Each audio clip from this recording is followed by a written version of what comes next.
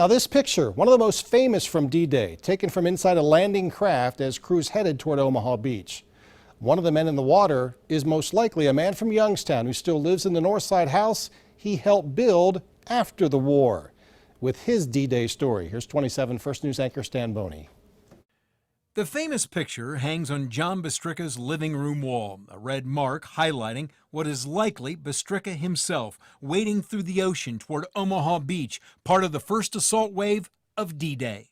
And then I kept looking at the picture, and I seen the radio pack on Bob McHugh, and I says, that's got to be us, but I can't prove it. It's very interesting to people when you say he was on the assault wave. Bystricka's son Joe joined us to talk about his father's part in D-Day. Even though at age 96, he remembers what it was like that day on the beach.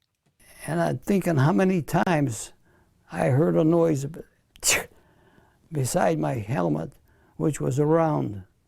Miss me.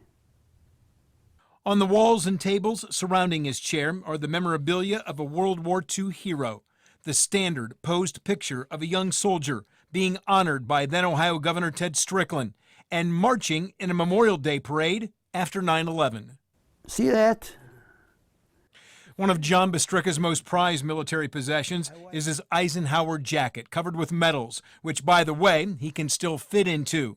There's a Battlestar bronze arrowhead for his involvement in D-Day, and a handmade patch given to him by a young French girl. There was tears in her eyes, and the little girl handed me that and says, "Thank you, American soldier." A concussion in October 1944 ended Bystricka's time in Europe. He spent the rest of the war in England before returning home. Do I think about it? Lots of times. Always something in my life came up that I think about D-Day. With D-Day veteran John Bystricka on Youngstown's North Side, Stan Boney, WKBN 27 First News.